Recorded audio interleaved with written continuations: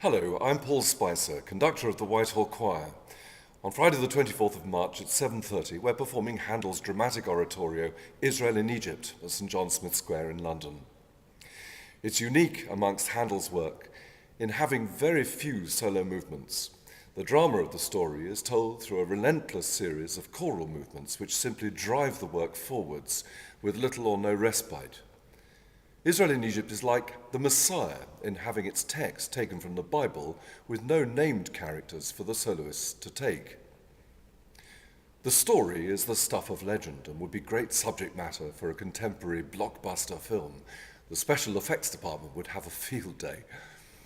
Having entered Egypt voluntarily many years earlier, the Israelites in Egypt became disenfranchised and enslaved under a change of pharaoh.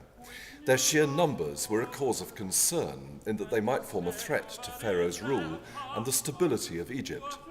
He therefore ordered that all their males be killed. To try to prevent his death, Moses' mother hid him in the bulrushes as a baby, and he was discovered by a sympathetic daughter of Pharaoh and brought up in the royal family. But some years later, Moses witnessed an act of barbaric cruelty by an Egyptian on an Israelite slave, and he murdered the Egyptian. He fled the palace and became a shepherd. The miracle of the burning bush took place when God spoke to Moses to get him to lead the Israelites away from Egypt to freedom. And this is where our story really starts. When Moses goes back to fulfill God's word, he faces serious problems in convincing the Israelites of their destiny outside Egypt. They may have had a bad lot, but at least they have work, hard manual work, making bricks. Pharaoh, however, accusing Moses of troublemaking, makes life even worse for the Israelites by increasing the number of bricks they have to make, and then by taking away the straw essential in the making of those bricks.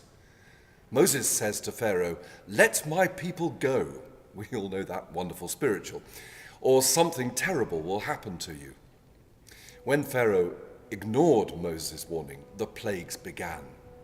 Water was turned to blood. There was a plague of frogs, disease amongst the cattle and humans, a plague of locusts.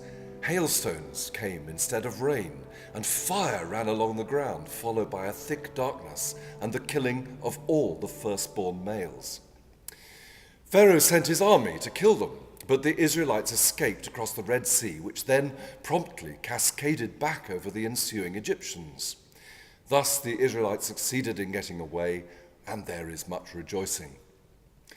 The second half of Handel's work is an orgy of self-congratulation, of praise of Moses and of God, and a reliving of the dreadful end of the Egyptians in a dramatic chorus, "The horse and his rider has he thrown into the sea."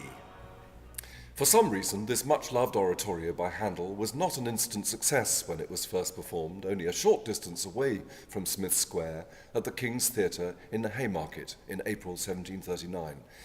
But it's now become one of Handel's most enduringly popular works. At our performance on Friday the 23rd of March, the soloists are sopranos Nathalie Chalkley and Ruth Jenkins, look out for her as Queen of the Night later this year, mezzo Angharad Lyddon, tenor Iain Milne, and the basses Johnny Herford and Gareth John.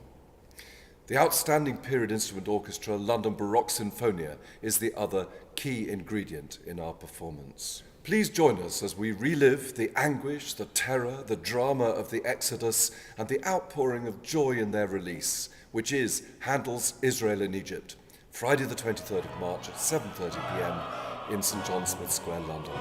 Go to www.whitehallchoir.org.uk for full details of how to get tickets. We look forward to seeing you there.